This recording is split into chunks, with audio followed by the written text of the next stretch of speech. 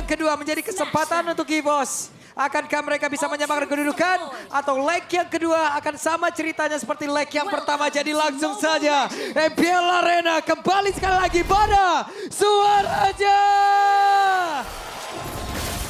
Wow, dan ini dia.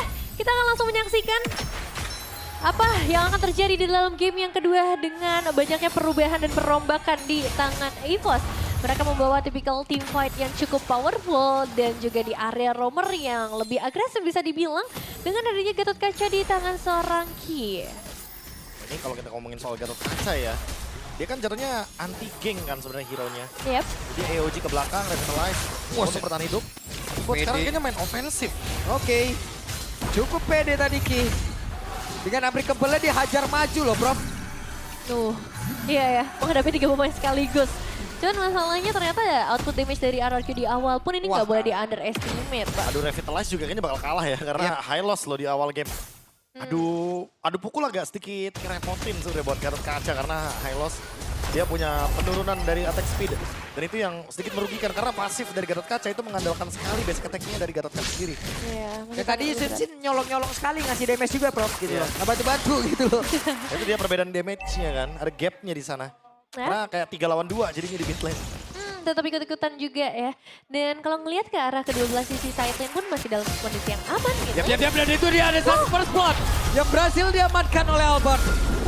Satu eliminasi awal yang akan sangat menguntungkan. Renz lagi-lagi terkena ganking di early. Bahkan itu bukan ganking ya, karena satu solo pick off aja hanya membutuhkan Albert seorang diri. Iya, tapi emang timingnya pas ya. Dengan bantalan yang didapatkan dari area jungle, dia langsung datang dengan 4 Rhythm of Joy. Dan itu yang membuat Rin sedikit pick off. Tapi anyway, dia mendapatkan level yang keempat, jadi dia tetap punya reward manipulation. Ya, jadi kontes di area turtle sebenarnya masih bisa kita lihat antara kedua belah tim, tapi Dagun. Wah, itu dia kembali strateginya. Brave Fighter langsung keluar dengan Vengeance yang diaktifkan. Revitalize kali ini. Bisakah Resnya bertahan walaupun turtle-nya tadi berhasil diamankan pula oleh pergerakan versi yang cukup baik. Sementara sekarang Albert akan masuk agar ada damage yang bisa diantarkan. Sementara itu Albert masih berhasil untuk bisa mengantarkan damage yang begitu menyakitkan. Dan Hidok berhasil diambil. Secara poin eliminasi ya ada 2 poin yang sudah dipegang oleh EVOS. Tapi mereka harus merelakan satu objektif turtle, bro. Ya, nggak ada masalah sebenarnya. Karena emang objektifnya dari awal juga bukan ke area turtle, melainkan mungkin bisa ke retake-nya aja untuk turtle-nya. Sekarang kalau kita lihat dari mungkin rondelnya dulu sih yang dari tadi aktif banget ya untuk bisa melakukan ganking dan mencari pertukaran point kill. Ini yang mungkin harus diperhatikan juga karena RRQ lebih berfokus untuk memberikan ruang bagi Versik karena emang nantinya Versik di mid game akan sangat-sangat bisa nge-carry the game.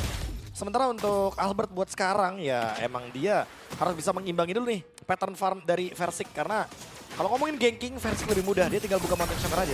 Iya, memang kalau kita ngomongin secara team fight, ini ada perbedaan yang lumayan signifikan. Apalagi ngomongin area of effect. Glorious Pathway dengan reward manipulation yang tadi sempat bisa ngebuat dari EVOS lumayan ke pressure di area perebutan objektif. Tapi ya sama halnya untuk kedua belah sisi side laner yang masih belum memberikan pressure. Ini dia total assist di MPL ID 2200 dari Albert sepanjang karir dia. Set banyak banget ya. Oh iyalah, dia main dari season 6, udah 10 season dia. Wow. Dan ya ini yang tinggi yang mungkin bisa ditambahkan lagi berarti di game kedua kita. Apalagi dengan tipikal hero eksekutor nih, hadirnya Joy di tangan Albert. Ini dia nih yang mungkin bakal dicari juga ya.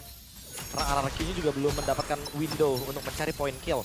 Mereka lebih memanfaatkan untuk teamfight besar nanti dengan adanya reward manipulation. Adanya Glorious Pathway juga. Dan jangan lupa Mountain Shocker karena buat sekarang Toy-nya udah punya War Axe. Ini bakal jadi sinyal sih harusnya untuk melakukan teamfight paksa di bagian top lane. Fight berlima lebih tepatnya. The Expanding River. Ini yang akan membuat RRQ connect lebih gampang. Yep. Ya, dan itu juga yang kita tunggu ya untuk melihat kalau misalnya diadu nih 5 menghadapi 5 pemain. Siapakah yang akan lebih unggul secara posisi, secara keputusan juga. Karena untuk area turtle dipegang, I'm offended. Sementara tadi terlihat dengan Donald Walking langsung dikeluarkan. Sementara sekarang Hidoknya tadi berhasil langsung ditarik ke bagian belakang dan Erlan yang akan join mulai ke dalam pertempuran dari luar manipulation langsung dikeluarkan begitu saja. Pertempuran yang tepat berada dalam satu area begitu saja. Mengilatkan karena Res. Dan Res menjadi korban yang pertama di dalam pertempuran tersebut. Tapi lagi-lagi mereka ngedapetin objektif turtle yang kedua. Keuntungan untuk RRQ kah, bro? Yap. Berhasil lagi menarik nih. Hidok. Sengaja ada trade aja sih mungkin ya dari RRQ. Karena ingat tujuan mereka adalah untuk memberikan ruang bagi Versik. Mereka ingin membiarkan Versik farming dengan leluasa, biar nanti ada gap gold antar junglernya. Walaupun Albert mendapatkan beberapa kill participation, tapi di sini emang ya tugasnya Albert untuk bisa mendeliver damage di early game dengan Joy. Dan sekarang pertemuan.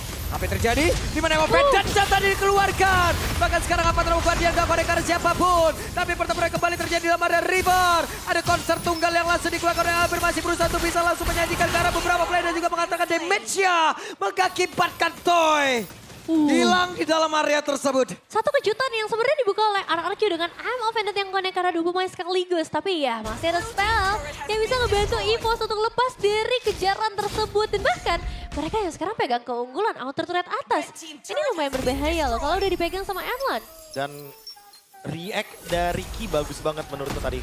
Kalau yang notice ya, tadi dia AOG-nya menuju ke Erlan. Tujuannya biar nanti dia nggak cover Erlan-nya, karena pasti kalau kena serang kayak tadi. Dan sekarang pecah lagi loh Prof. Ada real world manipulation langsung dikeluarkan. Albert masih selamat. Revitalize dibuka. Tindakan perlindungan dari Yankee. Bisa engage aja ya berarti ya. Cuma buat ngeprox beberapa battle spell, tapi nggak ada yang ngeprox juga di bagian mid lane. Kayaknya bakal cuma jual beli serangan aja. Sampai nanti ada satu flicker yang bakal ke-trigger. Dan sekarang coba lihat apa yang akan terjadi. Randy berusaha untuk bisa mengejar ke arah Idok. Ada Idoknya langsung terpisah dari kerumunan rekan-rekannya. Namun Res sebagai belakang datang untuk bisa memberikan sebuah backupan sakit banget. Damage yang dihasilkan oleh Randy. Itu cicilan yang benar-benar menyakitkan bagi seorang Idok. Karena dia adalah high loss loh. Tapi di hadapan Cici memang udah nggak terlalu tanky lagi dan harus sudah mulai mengumpulkan item-item defensifnya. Dalam posisi Turtle sekarang udah mulai menjadi perebutan dari kedua belah sisi. Randy di bagian depan. Yap. Itu dia, ada pertempuran yang akan terjadi. Namun sekarang Crimson Backup dikeluarkan sedikit lagi. Resnya berhasil mendapatkan ke arah roda. Namun Resnya terpisah. Turtle-nya berhasil diamankan. Namun kali ini Idoklah yang terpisah dari rekan-rekannya. Hanya menjadi korban selanjutnya. Nivos masih berburu. Double kill sudah bisa dipegang oleh seorang Erlan. Ya, kita nanti bakal lihat apakah dengan Sky Pierce yang sudah ada di tangan atau belum. Yang bisa menjadi stacking maksimal di tangan EVOS. Karena berbahaya nih ketika Erlan udah dikasih makan. I'm Offended. Berhasil menarik Albert tapi Albert masih bisa kabur. Udah pasti ya, masih susah juga buat take down Albert dalam keadaan kurang damage. Dan ini nih ruangnya mulai terbatas sekali bagi RRQ untuk bisa mendominasi, beda dengan game yang pertama. Dimana dengan pencurian dari satu turtle tadi, lihat dampaknya. EVOS langsung punya gold lead yang begitu jauh. Dengan trade yang dari awal kita lihat, kill dan kill yang ditabung. Sehingga sekarang pecahnya ada di turtle yang ketiga. Ya, dan Ruby udah nggak bisa narik sembarang orang sih. Berkali-kali kita ngeliat Emomedet yang malah jadi kerugian dan Res. Tadi mencoba Harusnya aman untuk sih, gak ada memberikan objektif. ofensif Iya, harusnya gak ada objektif. Jadi ya ultimate-nya bakal jadi ultimate yang dibuang begitu aja. Mungkin untuk desain gauge, mungkin untuk memisahkan team fight. Tapi ya dalam kurun waktu 15-20 detik ke depan harusnya Brave Fighters-nya bakal siap lagi. Nah ya, masih bisa kembali lah ya setidaknya untuk kontes Lord selanjutnya. Tapi kita nggak pernah tahu ada inisiasi yang langsung dibuka. Ya, dan itu dia real world manipulation dibuka. Mendadak I'm Offended. Menarik ke arah Randy namun sekarang apa terlalu Dian. Tepat berada di tengah dari pusaran. Ada defensif yang dimiliki oleh RRQ. Tidak sedikit lebih tersisa Randy. Masih sempat untuk kabur. Namun pada berbeda ada aksi pengejaran dilakukan oleh Albert. Tidak ada korban jiwa, tapi jadi satu pertanyaan besar juga. Apakah itu satu ultimate yang memang direncanakan dari Glorious Pathway dan juga real manipulation yang cukup dini bisa aku bilang? Mereka udah nebak aja sih Nevin jatuhnya. Mereka udah nebak di sana. Mereka udah pre-move gerakan dari teman-teman EVOS yang ada di ambush bagian kanan. Jadi makanya mereka langsung ngebuka real manipulation. Mereka coba buka dengan Glorious Pathway. Tapi ternyata EVOS-nya udah langsung kabur duluan sebelum terjebak. Iya, yang ngebuat akhirnya sekarang mungkin mereka nggak terlalu ready nih di sekitar area Lord. Karena udah banyak banget soft skills yang terbuka efek down. Yap, itu dia. Idok berusaha untuk bisa menyelamatkan diri. Lord sudah berhasil langsung dipancing saja oleh pemain dari EVOS. Sementara sekarang Res yang masuk oleh belakang dengan Prefect langsung dikeluarkan. Tapi malah Idok yang langsung panggilan dengan satu spot. Donald Walking tadi udah terlihat di dalam tubuh dari Toy. Ada Real One langsung dikeluarkan. Tapi tempat berbeda malah Persika menjadi korban. Bahkan sekarang coba lihat. Hanya ada 2 player yang dimiliki oleh RRQ sih. 3 pemain yang berhasil di take down dalam posisi Lord tersedia. Outer turret mid lane udah berhasil dihilangkan dan Ki akan langsung memberikan zoning out maksimal di area terdepan. Karena fokus dari Erlan yang langsung benar-benar tajam banget ke bagian belakang untuk mengincar damage dealer, bro. Wah ini dia untuk EVOS, aku no comment. Targeting mereka manis banget. Mereka udah tahu siapa targetnya. Mereka kejar Versiknya terlebih dahulu. Rinsnya yang diganggu, dipaksa flicker. Untuk RRQ sebuah pertanyaan, siapa targetnya? Kita nggak ngelihat satu suara atau satu mata dari RRQ yang emang targetin member EVOS. Dan terlihat kalau dari replay dengan jelasnya teman-teman, di mana target mereka ya udah mereka mau makan depan dulu. Mereka punya Granger. Mereka pengen Erlannya mendapatkan stack Skypierce tambahan. Tapi lihat target dari EVOS.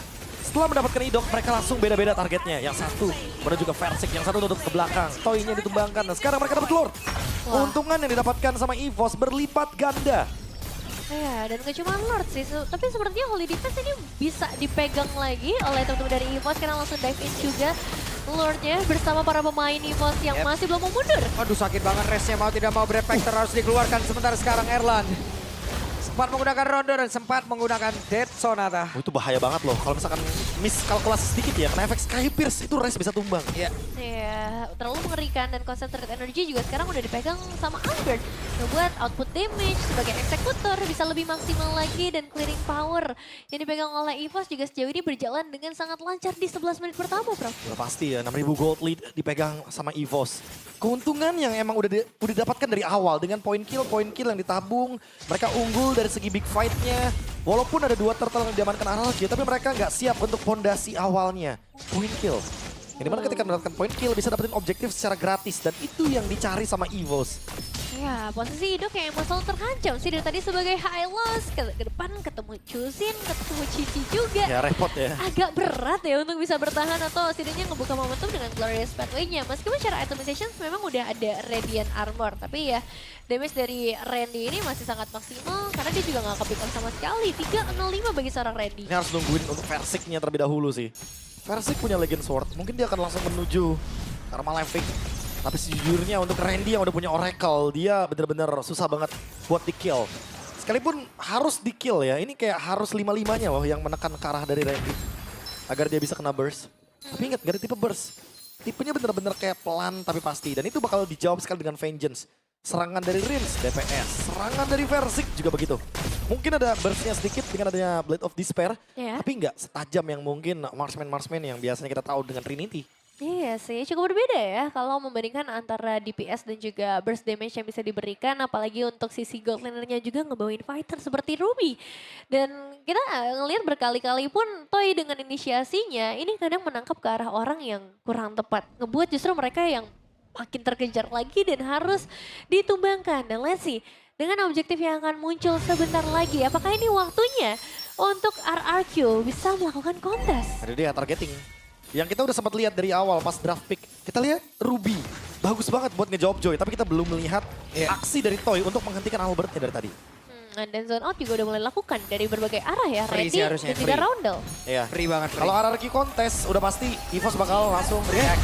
Oke, Idok dipaksakan untuk bisa mengeluarkan ke arah satu lagi. Cross pathway dan sekarang pertempurannya mendadak terpecah di lapangan tersebut. Coba lihat apa yang akan dilakukan dari Real Manipulation. Waduh. Langsung saja memberikan sebuah cover tapi double kill didapatkan pula oleh Erlan. Bahkan sekarang masih ada satu play terakhir triple kill. Looking for Maniac. Tapi masih ada Kia menjadi korban pula. Triple kill di tangan Erlan, 7 total. Angka keramat yang hari ini kita perbincangkan. Apakah akan menjadi kunci kemenangan dari EVOS karena dipaksa lagi? Wah, konser tunggal tepat berada di dalam defensive area. Tapi shutdown pun tercipta, hanya menyisakan Versik sendirian. Oh, sendirian. Bukan jadi hal yang baik karena wave ini akan segera masuk lagi. Yap, dan ini dia dipaksakan ke game yang kedua dan langsung ditutup 1-1.